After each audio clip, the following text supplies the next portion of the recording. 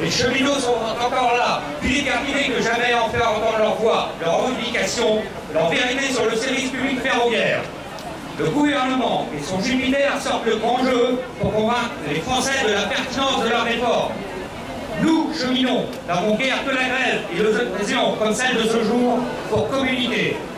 Macron s'adressait avant-hier à la France rurale, dans le journal de Pernod, depuis une école d'une petite commune de campagne.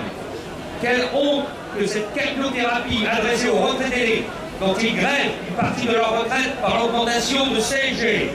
Quelle honte que ce journalisme paillasson qui ne permet en aucun cas d'ouvrir un débat contradictoire sur les sujets de fond. Et quel cynisme! Toutes les politiques mises en place par son gouvernement et le précédent auquel il a participé font tout pour paupériser et vider nos campagnes. Suppression d'hôpitaux, de maternité, suppression de bureaux de poste, zone blanche, fermeture de classe et maintenant privatisation du rail. Vous en voulez encore? Privatisation du rail parce que ne pas reprendre la dette revient à asphyxier la SNCF incapable d'investir.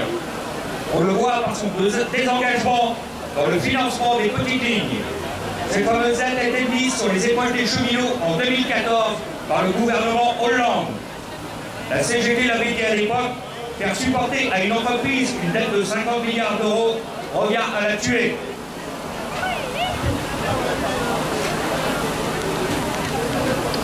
Le débat à l'Assemblée n'a pour l'heure rien apporté sur ce sujet pourtant majeur. Cette dette a pourtant été contractée par les gouvernements successifs. Dernier exemple, il y a seulement un mois, Bruno Le Maire, ministre de l'économie, a annoncé la commande de 100 TGV du futur. Et devinez qui va les payer ces TGV? L'État? Non, bien sûr. Ce sont les suppressions d'emplois de cheminots qui vont les payer. La reprise inconditionnelle de cette dette par l'État est une des conditions à une reprise du travail par les cheminots.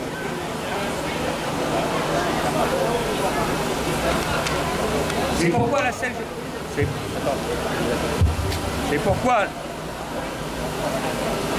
C'est pourquoi la CGT appelle à renoncer à cette libéralisation et à la filisation du fret SNCF et à lancer un plan stratégique de relance du fret public qui intègre également les petites lignes et des dessertes de proximité.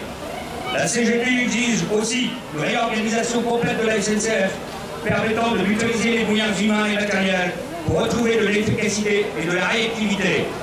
La CGT revendique enfin l'arrêt de la sous-traitance qui a dégradé et embraqué massivement notre service public.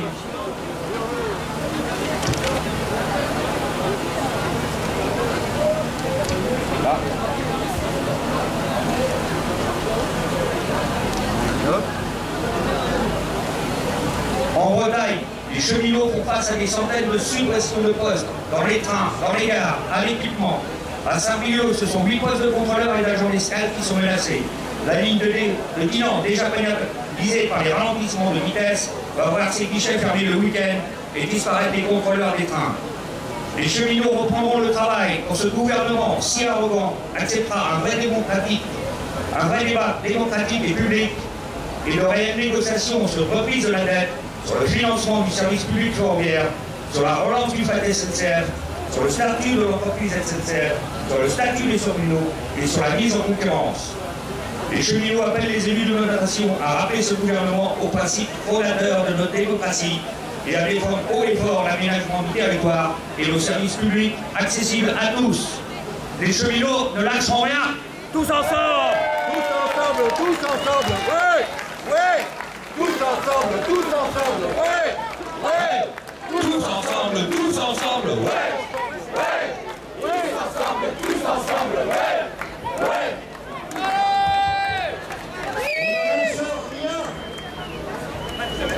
Ça